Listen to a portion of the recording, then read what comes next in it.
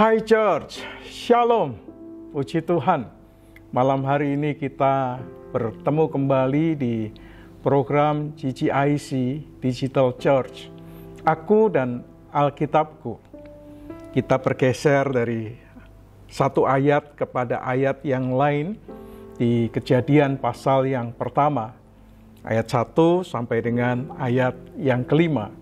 Kita sudah membahas itu. Saya berdoa ini menjadi berkat bagi saudara sekalian. Paling tidak menjadi sebuah inspirasi supaya kita menjadi semakin mencintai firman Tuhan. Mendorong kita untuk semakin menghidupi dan hidup di dalam firman Tuhan. Firman Tuhan hidup di dalam kehidupan kita. Nah, hari ini kita akan bergeser sedikit dari ayat yang ke-6, tetapi cukup panjang. Kita akan membaca ayat 6 sampai 23, di mana Allah menciptakan hari pertama, hari kedua, hari ketiga, hari keempat, hari kelima, dan seterusnya. Nanti kita akan lihat bagaimana itu kita aplikasikan dalam kehidupan kita. Kita belajar sedikit, kita memahami firman Tuhan, tapi yang jauh lebih penting adalah mengaplikasikan firman itu di dalam kehidupan kita. Amin. Amin. Puji Tuhan. Kita akan membaca nanti sepanjang ayat 6 sampai 23. Tapi sebelumnya saya mengajak saudara untuk menyembah Tuhan, menikmati kasih Tuhan, menikmati anugerah Tuhan. Amin. Lingkupiku dengan sayapmu, naungiku dengan kuasamu. Mari kita sembah Tuhan. Lingkupiku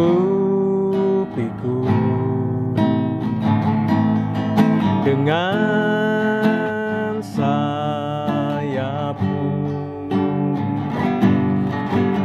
naungiku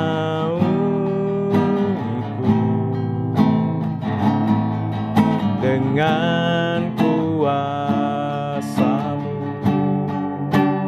Di saat badai bergelora, ku akan terbang bersamamu. Bapa, kau Raja atas semesta, ku tenang sebab kau Allahku. Lingkupi kami Tuhan, lingkupiku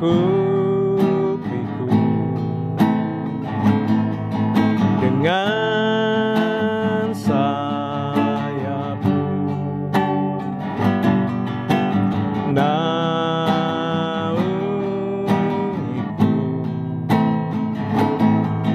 dengan kuasamu. Di saat badai bergelora, ku akan terbang bersamamu. Bapa, kau Raja atas semesta, ku tenang sebab kau Allahku. Di saat badai bergelora, ku akan terbang bersamamu. Bapa, kau Raja atas semesta, ku tenang sebab kau Allahku. Di saat badai bergelora, ku akan terbang bersamamu. Bapa, kau Raja atas semesta, ku tenang sebab kau Allahku. Ku tenang sebab kau Allahku. Ku tenang sebab Kau Allahku. Haleluya, haleluya, haleluya. Engkau kekuatan kami, Engkau perlindungan kami, Engkau gunung batu kami. Oh Tuhan, haleluya, haleluya, haleluya. Terpuji namamu, Allah yang perkasa, Bapa yang kekal, Raja mulia. Haleluya, haleluya.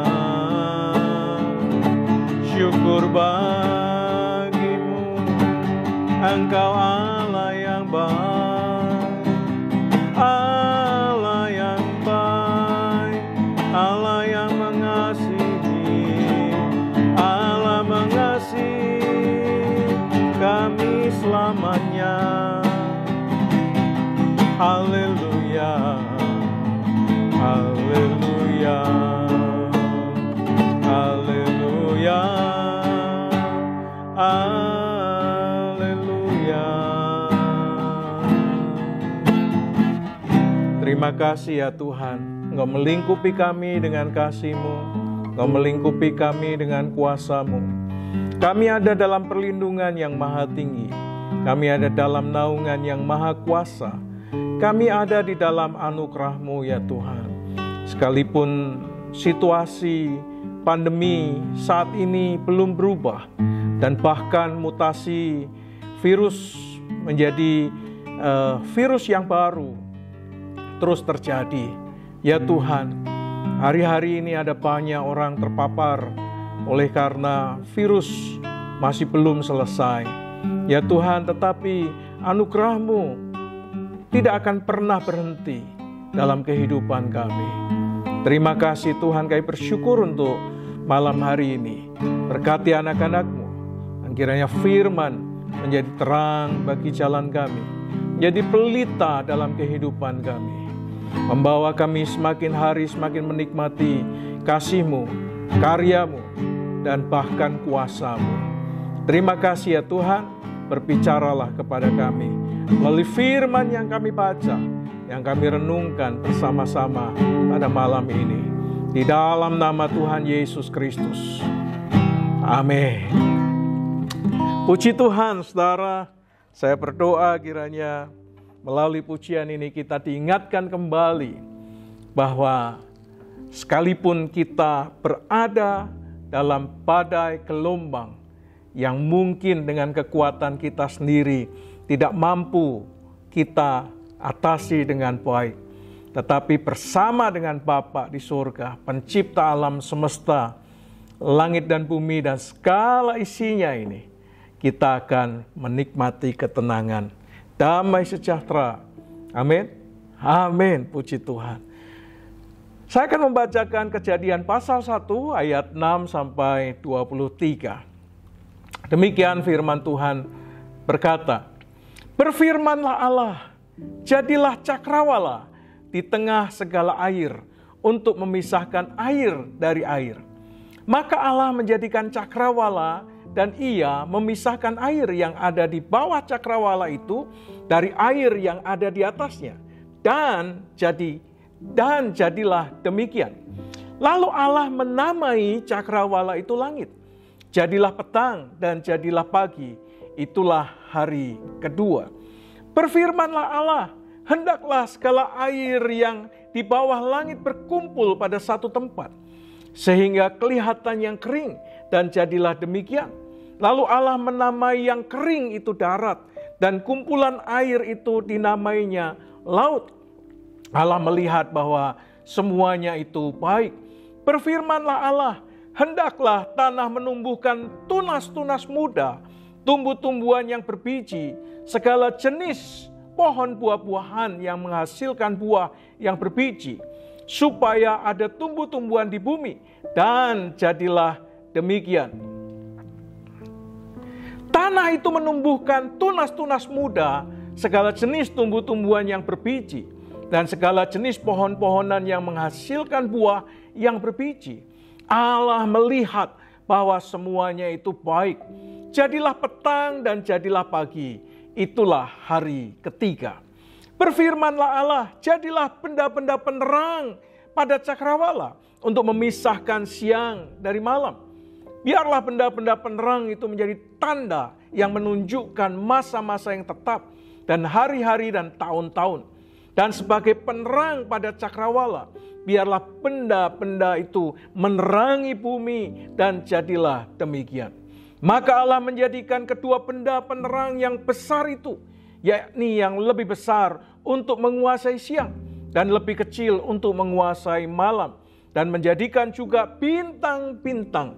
Allah menaruh semuanya itu di cakrawala untuk menerangi bumi, untuk menguasai siang dan malam, untuk memisahkan terang dari gelap. Allah melihat bahwa semuanya itu baik. Jadilah petang dan jadilah pagi, itulah hari keempat. Berfirmanlah Allah, hendaklah dalam air berkeriapan makhluk yang hidup, dan hendaklah burung berterbangan di atas bumi melintasi cakrawala. Maka Allah menciptakan Maka Allah menciptakan binatang-binatang laut yang besar dan segala jenis makhluk hidup yang bergerak, yang berkeriapan dalam air, dan segala jenis burung yang bersayap. Allah melihat bahwa semuanya itu baik. Lalu Allah memberkati semuanya itu, firman-Nya, berkembang biaklah dan bertambah banyaklah, serta penuhilah air dalam laut. Dan hendaklah burung-burung di bumi bertambah banyak. Jadilah petang dan jadilah pagi, itulah hari kelima. Saudara sekalian yang dikasihi Tuhan, perikop ini menyampaikan kepada kita penciptaan Allah pada hari kedua, hari ketiga, hari keempat, dan hari yang kelima. Saudara, sejak dari ayat yang ketiga sampai ayat 23, kata berfirmanlah Allah diucapkan oleh Allah sebanyak 5 kali. Dan setiap kali firman itu diucapkan oleh Allah, semuanya jadi. Ketika dia berkata, jadilah ini, maka semuanya jadi. Dan terlaksana sesuai dengan apa yang dikehendaki oleh Allah. Ini luar biasa sekali. Dahsyat, saudara. Ketika Allah berfirman, semuanya jadi. Terlaksana sesuai dengan apa yang diperintahkannya. Kita sudah belajar aku dan Alkitabku di minggu yang lalu. Kalau saudara ingin mengikuti, saudara bisa tracing video aku dan Alkitabku untuk kita bisa belajar bersama-sama. Nah, semuanya kata berfirman itu menggunakan kata amar, saudara. Kita sudah belajar kata ini dalam beberapa waktu yang lalu. Sekali lagi kata ini berbicara tentang perintah dan keputusan yang tidak dapat diganggu-gugat. Final and binding, kira-kira begitulah istilah dalam pengadilannya atau dalam istilah hukumnya. Final and binding, ya. Final dan mengikat, harus terlaksana, tidak dapat dibatalkan. Itulah arti kata amar. Ini menunjukkan bahwa ketika Allah memberi perintah, maka perintah itu tidak akan ada yang dapat menggagalkannya dan tidak dapat dibatalkan, saudara. Karena ketika Allah berfirman, maka kata-kata itu berarti harus terlaksana dan jadi seperti apa yang dikehendaki oleh Allah. Final and binding, itulah kata amar, sebuah keputusan, sebuah perintah yang tidak boleh dibantah, tidak boleh diganggu gugat, dan tidak ada yang dapat menggagalkan, dan tidak ada yang dapat membatalkannya. Harus terlaksana. Jadi seperti yang diperintahkan oleh Tuhan. Ini kan luar biasa, saudara. Tidak seperti kata-kata saya. Kalau saya berbicara, saya mengatakan sesuatu, tidak bisa dikatakan amar atau sesuatu yang harus dilaksanakan. Tapi kalau dalam perintah hukum, maka perintah itu harus dilaksanakan dan dituruti, final and binding. Itulah amar, saudara. Saudara, demikian juga dengan firman Tuhan, saudara. Firman Tuhan itu tidak dapat dibatalkan oleh siapapun, termasuk saudara dan saya. Siapapun, baik pejabat tinggi, orang yang punya kedudukan yang sangat tinggi, atau orang yang sekaya apapun, tidak dapat membatalkan firman Tuhan. Dan pasti, saudara, firman terlaksana dan jadi sesuai dengan yang dikehendaki oleh Allah. Saudara, tetapi namun demikian, saudara, kalau kita membaca Alkitab, maka kita menemukan bahwa firman memiliki makna atau pengertian yang beraneka ragam. Kalau saudara memahami kata firman, maka saudara akan menemukan ada beberapa pengertian tentang firman yang beraneka ragam. Yang pertama, saudara, firman itu bisa merupakan perkataan Allah yang menciptakan. Ketika Allah mengatakan, jadilah cakrawala, maka firman Allah ini merupakan perkataan Allah yang menciptakan. Dan ketika perkataannya itu menciptakan sesuatu, maka yang tidak ada menjadi ada. Apa yang dikehendakinya jadi. Oleh karena itu ketika dia berfirman, jadilah cakrawala, maka cakrawala jadi. Ketika dia berfirman, jadilah tumbuh-tumbuhan, maka tumbuh-tumbuhan pun jadi, tumbuh dari daratan di muka bumi ini. Tumbuh pohon-pohonan yang berbuah, pohonan yang berbuah yang berbiji, atau pohonan-pohonan yang lainnya yang tidak berbuah. Jadi yang pertama, firman bisa merupakan perkataan Allah yang menciptakan. Yang kedua, firman itu bisa merupakan hukum Allah untuk umatnya. Ketika dia memberi perintah, dia menyampaikan sebuah mandat, maka itu menjadi sebuah hukum bagi umatnya. Nanti kita akan melihat, saudara, ketika dia menyampaikan, janganlah ada padamu Allah lain, jangan sujud menyembah kepadanya, kuduskanlah nama Tuhan, jangan menyebut nama Tuhan sembarangan. Ketika dia memberi perintah, perintahnya bukan kata-kata yang menciptakan, tetapi perintahnya, firman-Nya merupakan hukum yang harus ditaati oleh umatnya. Yang ketiga, saudara, firman itu bisa merupakan perintah yang harus dilaksanakan oleh umatnya.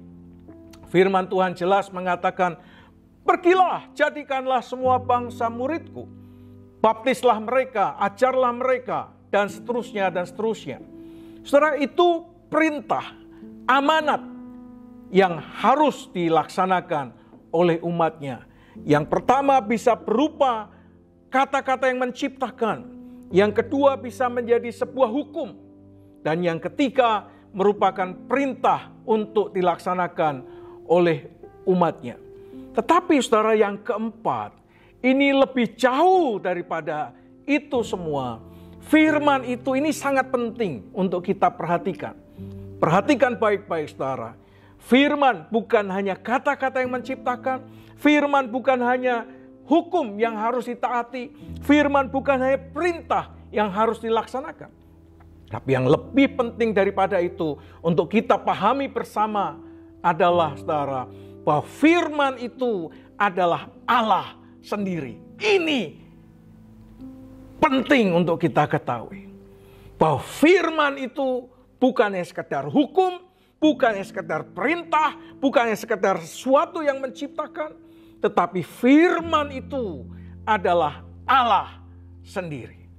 Terkonfirmasi, saudara, oleh Yohanes pasal 1 ayat yang pertama, dilanjutkan ayat yang ke-14, mengatakan demikian. Pada mulanya adalah firman, dan firman itu bersama-sama dengan Allah. Perhatikan, garis bawahi ayat ini. Firman itu adalah Allah. Wow, luar biasa, saudara. Ayat 14. Firman itu telah menjadi manusia dan diam di antara kita.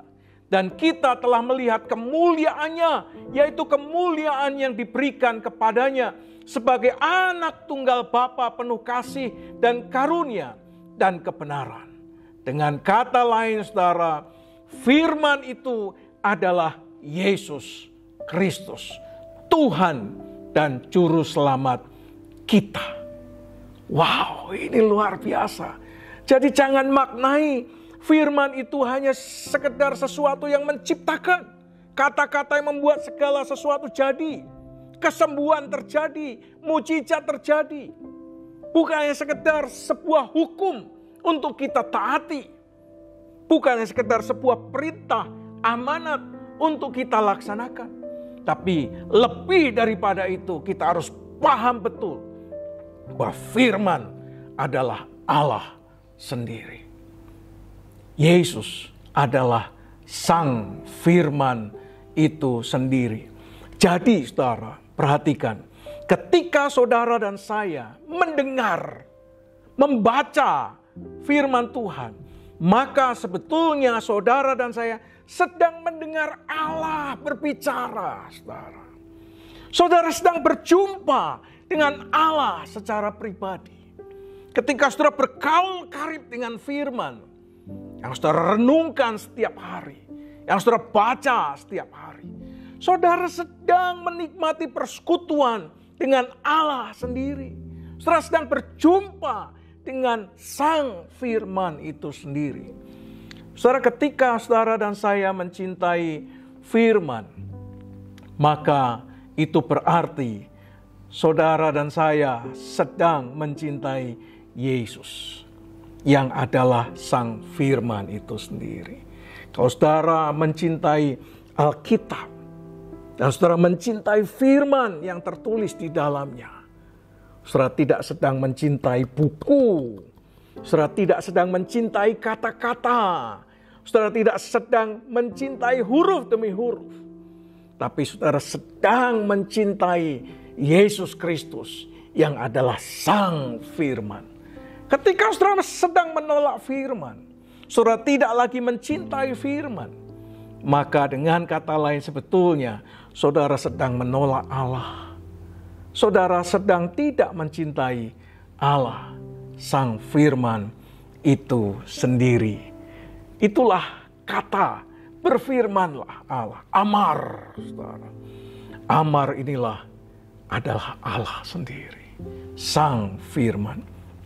Kata kedua yang kita renungkan adalah menamai, saudara.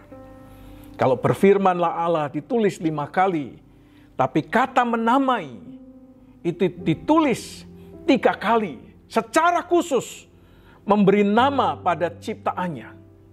Kepada ciptaan-ciptaan yang jadi oleh karena firman-Nya itu. Allah memberi nama khusus kepada ciptaannya. Yang pertama adalah terang. Terang yang diciptakan diberi nama terang. Yang kedua adalah cakrawala. Dan yang ketiga adalah kering. Dan yang keempat adalah kumpulan air. Allah menamai terang itu siang. Allah menamai cakrawala itu langit. Allah menamai kering itu darat. Allah menamai kumpulan air itu laut. Jadi saudara perhatikan, ketika Allah menciptakan, ada beberapa ciptaan yang secara khusus diberi nama oleh Allah. Yang pertama adalah terang. Tuhan memberi nama terang. Lalu Tuhan menamai cakrawala itu langit, dan Allah menamai yang kering itu darat, dan yang basah kumpulan air itu laut. Saudara, kata menamai berasal dari kata kara. Kata kara dalam bahasa Ibrani. Saudara, sebetulnya kita sudah belajar berulang-ulang sebetulnya berkenaan dengan kata kara ini. Saya ingin kutip sedikit dari Yeremia pasal 33 ayat yang ketiga, saudara. Yeremia pasal 33 ayat yang ketiga ini merupakan firman yang disampaikan oleh Yeremia kepada umat Israel untuk berseru kepada Tuhan, untuk meneriakkan nama Tuhan. Saudara, arti kata kara ini adalah berteriak atau memanggil dengan suara yang keras. Namun demikian, kalau kita mempelajari kata kara ini, kata ini juga berarti atau diartikan diproklamirkan nama Tuhan yang bukan hanya diserukan, bukan hanya diteriakkan, tetapi juga diproklamirkan. Tidak semua ciptaan yang Allah ciptakan itu diberi nama, saudara, atau diproklamirkan secara khusus oleh Allah. Tidak semua ciptaan loh, saudara, diproklamirkan oleh Allah. Nah, apakah ini menunjukkan kepada kita sesuatu yang sangat spesial atau sangat khusus, sehingga kepada ciptaan-ciptaan tertentu Allah itu memberi nama secara khusus? Saudara, jawabannya adalah iya. Jawabannya adalah betul, saudara. Kenapa demikian? Karena kata kara itu juga menunjukkan kepada suatu hubungan antara Allah dengan apa yang dinamainya. Jadi ketika Allah memberi nama, memproklamirkan nama itu, maka sebetulnya menunjukkan relasi, menunjukkan ada hubungan dengan Sang Penciptanya secara khusus sebetulnya. Karena kata kara itu mengandung suatu panggilan untuk melayani Allah demi sebuah tujuan yang khusus. Oleh karena itulah Allah memberi nama kepada ciptaannya yang khusus, supaya melalui ciptaan itu tujuan Allah yang secara khusus melalui ciptaan itu dapat tercapai. Jadi kata kara itu bukan hanya berseru, berteriak, atau memproklamirkan, tetapi di dalam kata kara itu terkandung sebuah relasi, terkandung sebuah hubungan. Maksud Allah ketika memberi nama kepada ciptaannya secara khusus, karena Allah ingin melalui ciptaan-ciptaan itu, tujuan Allah yang secara khusus melalui ciptaan itu dapat tercapai. Saudara, semua yang diciptakan Allah itu memiliki tujuan khusus. Dan semua yang diciptakan Tuhan pasti memiliki hubungan yang erat dengan penciptanya. Saudara, Allah telah memanggil kita keluar dari kegelapan menuju terang yang ajaib dengan satu tujuan. Saudara masih ingat bukan? Bagaimana Petrus menyampaikan itu? Tuhan memanggil kita dari gelap menuju pada terangnya yang ajaib dengan satu tujuan, untuk memberitakan, untuk memproklamirkan perbuatan-perbuatan yang besar dan ajaib. Dan melalui ciptaan-ciptaan itu, Allah ingin perbuatan-perbuatan Tuhan yang besar dan ajaib itu diproklamirkan, diberitakan, digemakan, sehingga ciptaan-ciptaan itu menjadi alat di tangan Tuhan, dipakai bagi kemuliaan nama Tuhan. Saudara sekalian yang dikasihi Tuhan, mari kita menjadi alat di tangan Tuhan yang ajaib. Pakailah semua yang Tuhan telah anugerahkan untuk mempermuliakan namanya. Saudara bisa memuliakan Allah melalui gawai saudara, melalui HP saudara. Ini ciptaan yang sangat luar biasa. Diciptakan oleh manusia sebetulnya. Tapi bahan-bahannya adalah dasarnya dari ciptaan Allah. Tapi melaluinya, saudara dan saya bisa memuliakan Allah. Jangan pakai gawai saudara untuk tujuan yang jahat, menipu, berbohong, mencelakai orang, membuat orang lain celaka, jatuh dan sebagainya. Tapi pakailah gawai saudara untuk kemuliaan namanya. Saudara bisa menggunakan talenta saudara untuk kemuliaan namanya, pikiran saudara, tenaga saudara, waktu saudara, dan bahkan materi yang Tuhan anugerahkan bagi kemuliaan namanya. Amin. Amin. Saudara bisa pakai semuanya itu, supaya melaluinya perbuatan-perbuatan Tuhan yang besar itu diproklamirkan. Yang ketiga saudara, Tuhan menciptakan semuanya baik. Kata baik itu diterjemahkan dari kata tov. Kata tov. Saudara, kata ini berarti sesuatu yang mendatangkan kebaikan. Sesuatu yang mendatangkan kebahagiaan, kepuasan, menyenangkan, dan menggembirakan. Allah ingin melalui ciptaan yang Dia hasilkan sebagai karya agung Allah sendiri, itu mendatangkan kebaikan. Orang yang melihatnya menjadi bahagia, menjadi bergembira olehnya. Saudara, sejak awal sebetulnya kalau kita baca Alkitab, Tuhan tidak merancangkan atau merencanakan yang buruk, yang menyedihkan, yang membuat kita berputus asa, atau yang tidak menyenangkan. Allah tidak pernah menciptakan yang tidak terhormat, yang tidak mulia dari ciptaannya. Semua diciptakan oleh Tuhan itu untuk sesuatu yang membahagiakan, demi kebaikan, dan yang menyenangkan, menggembirakan. Itulah ciptaan Tuhan. Dari sini sebetulnya kita tahu bahwa semua yang diciptakan oleh Tuhan memiliki tujuan untuk mendatangkan kebaikan, mendatangkan kebahagiaan, mendatangkan sesuatu yang menggembirakan, yang menyenangkan. Dan itu memang didesain oleh Allah.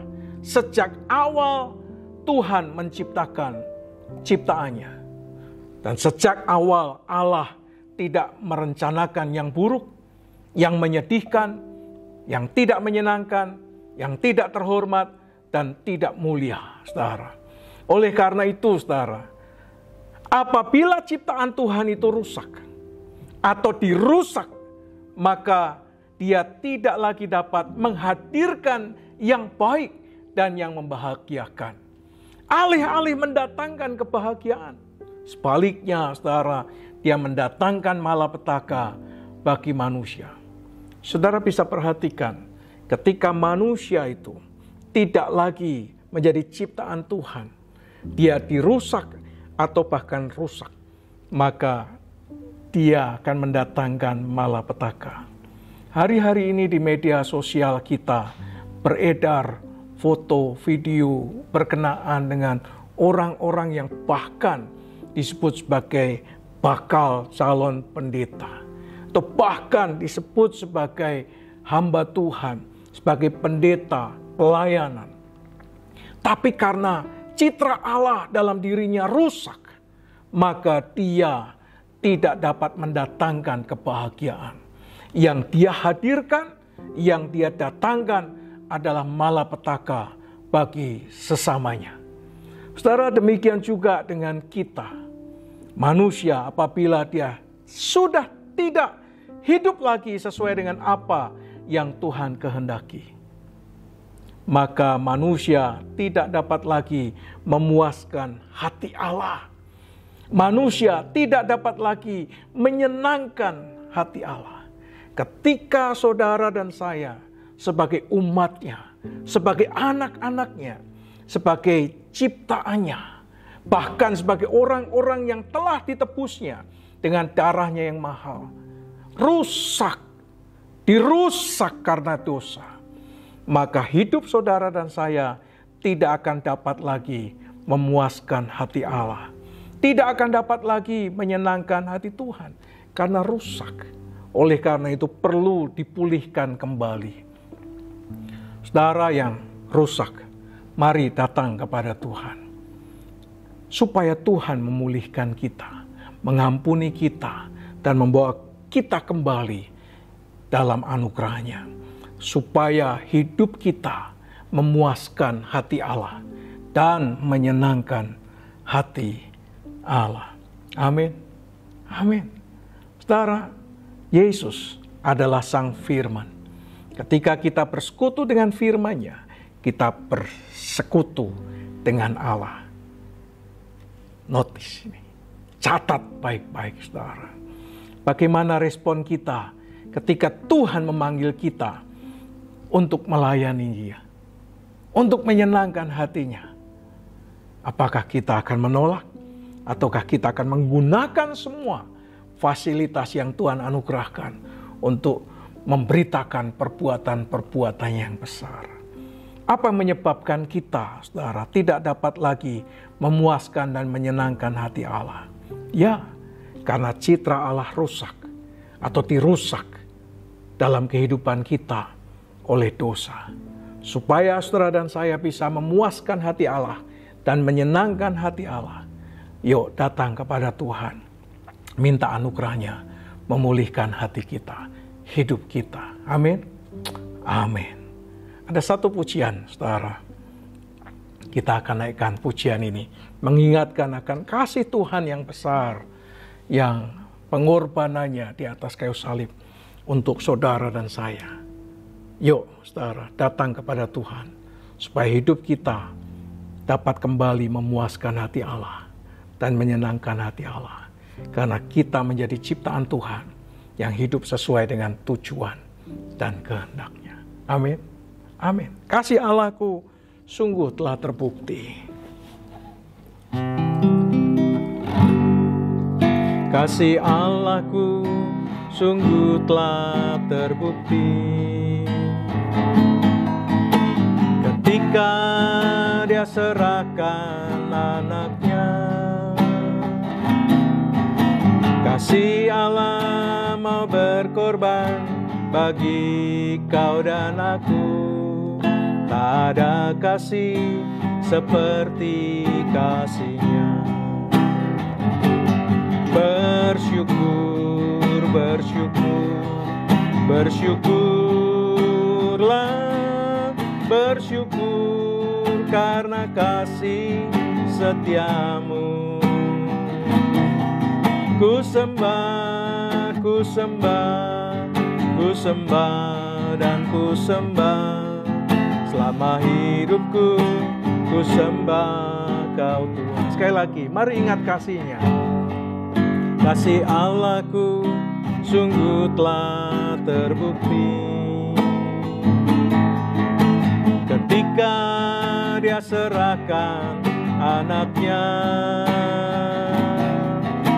Kasih Allah mau berkorban bagi kau dan aku.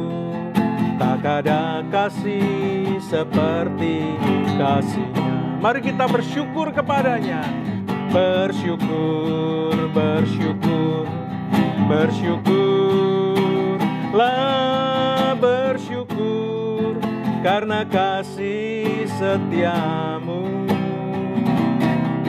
Ku sembah, ku sembah, ku sembah dan ku sembah. Selama hidupku, ku sembah. Mari kita bersyukur kepada-Nya. Bersyukur, bersyukur, bersyukurlah, bersyukur karena kasih setiamu. Ku sembah, ku sembah, ku sembah dan ku sembah. Selama hidupku, ku sembah Kau Tuhan. Saudara, kasih-Nya terbukti. Yesus telah mati bagi saudara dan saya. Dia ingin hidup kita memuaskan hati Allah, menyenangkan hati Allah. Kalau ada di antara saudara yang hari ini merasa hidupmu tidak lagi memuaskan dan menyenangkan hati Allah, yuk kita datang kepada Tuhan, bertobat, dan anugerah Tuhan akan memulihkan kita, supaya hidup kita sesuai dengan tujuan dan maksud Allah, yang melaluinya Tuhan dipuaskan dan Tuhan disenangkan. Amin. Amin. Mari kita berdoa. Terima kasih ya Tuhan, kami bersyukur untuk malam hari ini. Kami boleh menikmati anugerah Tuhan. Kami boleh menikmati kasih Tuhan. Dan kiranya sungguh kami boleh mengalami anugerah Tuhan. Ampuni kami kalau ada di antara kami yang rusak karena dosa dan dirusak oleh dosa. Tuhan pulihkan kami. Tuhan pulihkan kami. Supaya hidup kami dapat kembali sesuai dengan maksud dan tujuan Allah, memuaskan hati Allah dan menyenangkan hati Allah, menempatkan Tuhan di atas segalanya. Terima kasih Tuhan, kami bersyukur di dalam nama Tuhan Yesus Kristus. Kiranya damai sejahtera dari Allah Bapa, cinta kasih sayang daripada Tuhan Yesus Kristus, persekutuan pertolongan pimpinan dan kuasa Roh Kudus menyertai saudara sekalian dari sekarang sampai selama-lamanya, di dalam nama Tuhan Yesus Kristus. Amin. Puji Tuhan, saudara. Saya berdoa kiranya pelajaran ini memberkati saudara. Sampai ketemu minggu depan di program CCIC, Aku dan Alkitabku. You are blessed.